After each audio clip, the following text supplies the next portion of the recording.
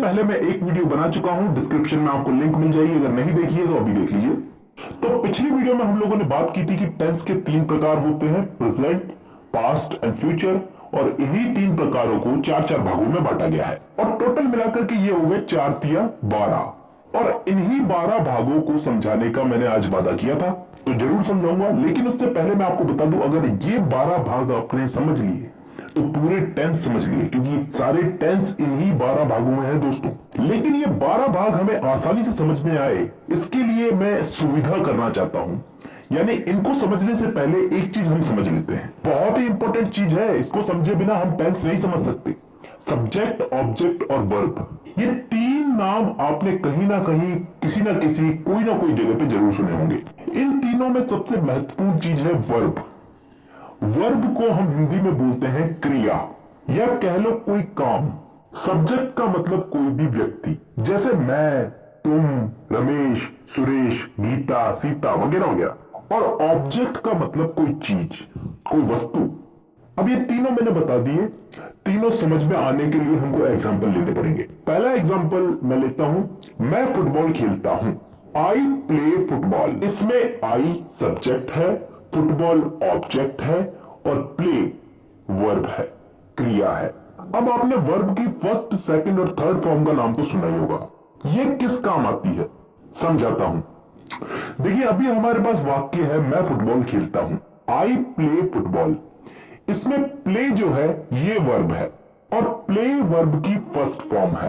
अब मान लो इसी की जगह हमारे पास वाक्य होता कि मैं फुटबॉल खेलता था, तो ये फर्स्ट फॉर्म जो है वर्ब की, ये बदल जाती सेकंड फॉर्म में, यानी कि प्ले की जगह प्लेड हो जाता, आई प्लेड फुटबॉल। यहां पे सब्जेक्ट चेंज नहीं हुआ, ऑब्जेक्ट चेंज नहीं हुआ, सिर्फ वर्ब की फॉर्म चेंज हुई।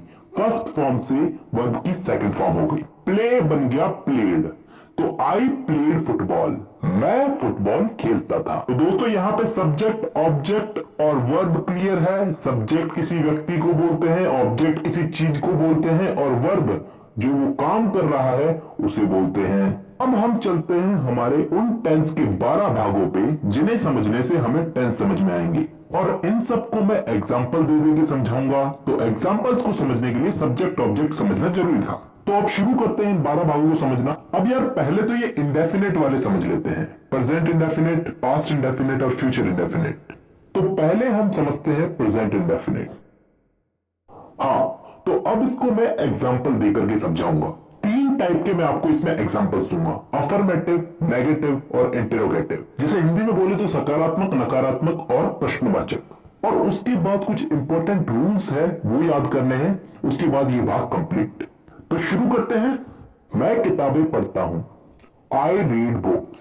यहां पे मैं सब्जेक्ट हूं, किताबें ऑब्जेक्ट है और पढ़ना एक क्रिया है, यानी कि वर्ब है। तो सब्जेक्ट आई, पढ़ने का रीड, वर्ब रीड और object books, I read books. चलिए इसी को नेगेटिव में बनाते हैं। मैं किताबें नहीं पढ़ता हूं, I do not read books. यहां पे ये डू नॉट क्यों आया ये मैं बाद में समझाऊंगा, लेकिन अभी इतना समझो कि यहां पे आई वही सब्जेक्ट, रीड वर्ब और किताबें बुक्स ये ऑब्जेक्ट। इसी का हम लोग एक इंटरोगेटिव एग्जांपल लेते हैं। इंटरोगेटिव यानी कि प्रश्नवाचक। क्या मैं किताबें पढ़ता हूं, डू आई रीड बुक्स। चलिए अब यहीं से ही हम लोग नियम चालू करते हैं। सबसे पहला नियम ये कि यहां पे डू पहले क्यों आया। तो दोस्तों कोई भी वाक्य अगर क्या, कब, कहां, कैसे, क्यों इन शब्दों से चालू होता है तो सब्जेक्ट के पहले, मतलब यहां पे सब्जेक्ट आई है यानी कि मैं हूं, तो इस आई के पहले डू या फिर डज का प्रयोग किया जाएगा। लेकिन यहां पे डू का प्रयोग ही क्यों किया गया, डज का प्रयोग भी किया जा सकता था। तो मैं आपको बता दूं, डज का प्रयोग सिंगुलर सब्जेक्ट के आगे किया जाता है, यानी कि एक वचन। यहीं पे इसी से ही हमारा दूसरा नियम भी निकलता है। मैंने आपको बताया था यहां पे डू नॉट क्यों आया, ये मैं आपको बाद में बताऊंगा, तो अब बताता हूं। देखिए यहां पे अगर आई की जगह कोई सिंगुलर नाउन होता, ही, शी, इट वगैरह, तो यहां पे डज नॉट का प्रयोग होता, और क्योंकि आई एक प्लूरल नाउन है तो इसके साथ डू नॉट का प्रयोग होगा। अब इस आई रीड बुक्स वाले सिंपल सेंटेंस को क्यों छोड़े, इसके साथ भी एक छोटा सा नियम है। इसमें अगर सिंगुलर नाउन हो, ही, शी, इट वगैरह, तो वर्ब की फर्स्ट फॉर्म के साथ एस या ईएस जुड़ता है। जैसे he goes to college, he reads book. अब इन तीनों के नियम याद हो गए। अब लास्ट 2 रूल्स याद करने रह गए। इसमें सिंपल सिंपल सही है, समझ में आ जाएंगे। देखिए, कभी भी कोई वाक्य हु, WHO, हु से प्रारंभ होता है तो उसके साथ कभी भी डू और डज का प्रयोग नहीं होता। उदाहरण के लिए, who goes to college, college कौन जाता है। एक और उदाहरण लेते हैं, हु मेक्स अ नॉइज, शोर कौन मचाता है। तो यहां पे हमने डू और डज का प्रयोग नहीं किया। अब एक लास्ट नियम और याद कर लो, कभी भी डू और डज वाक्य में कभी भी डू और डज हेल्पिंग वर्ब के रूप में यूज होता है तो मेन वर्ब के साथ एस या ईएस हटा दिया जाता है। भाई मेन वर्ब तो काम करना ही हो गया, खाता हूं, जाता हूं, पहनता हूं, नहाता हूं वगैरह वगैरह, और ये डू और डज तो हेल्पिंग वर्ब है ना, तो इनके लगने पे एस या ईएस हट जाएगा। अब चलते हैं हम पास्ट इंडेफिनिट पे।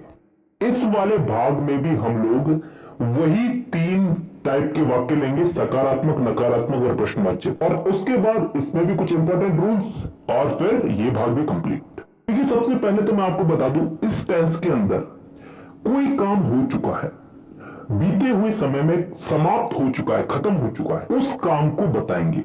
देखिए दोस्तों, मैं चाहता हूं कि इस वाले टेंस के अंदर आप पहले रूल्स समझ लो, रूल्स के साथ साथ हम एग्जांपल लेते लेते समझते जाएंगे। देखिए, इस टेंस का सबसे पहला नियम तो यह है कि यहां पे सकारात्मक वाक्यों में वर्ब की सेकंड फॉर्म लगेगी, सभी प्रकार के वाक्यों में।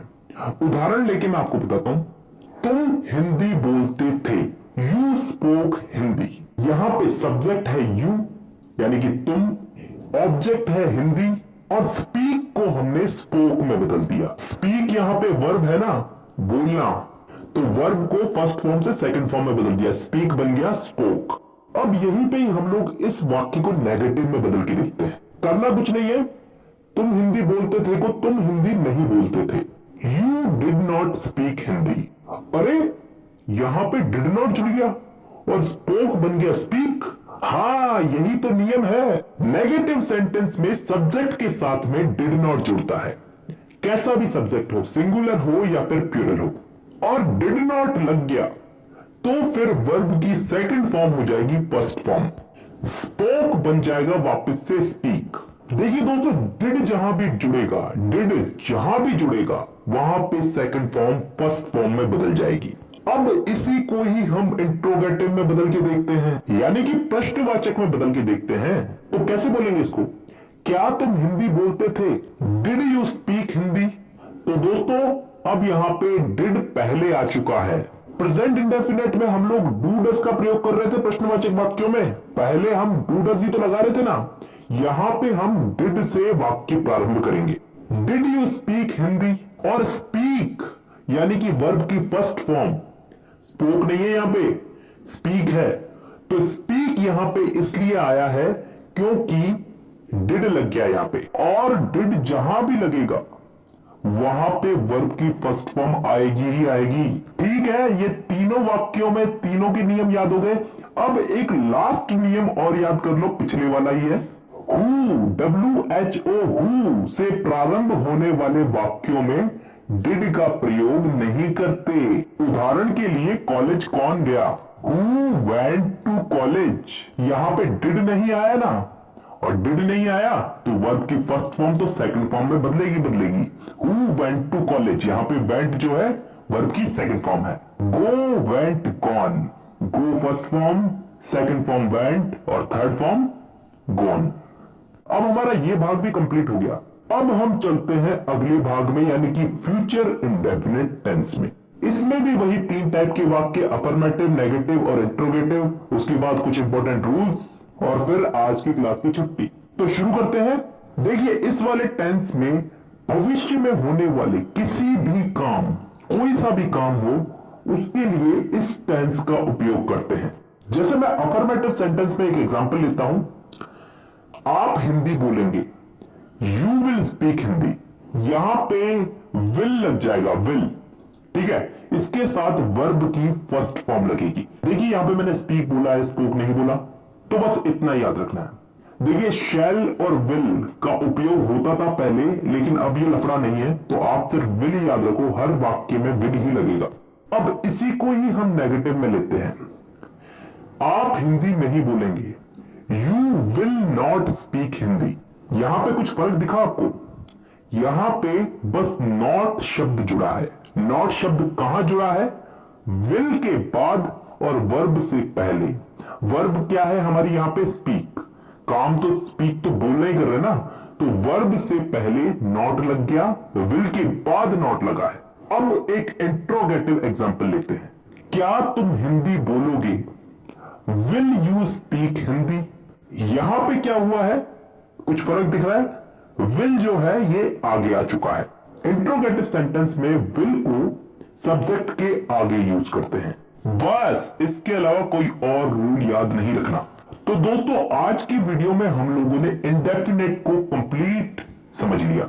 आज की वीडियो में हमने प्रेजेंट इंडेफिनेट, पास्ट इंडेफिनेट और फ्यूचर इंडेफिनेट समझ लिए हैं।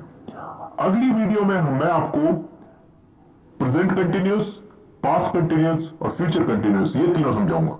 तो दोस्तों आज की वीडियो में बस इतना ही। अब मुलाकात होगी आपसे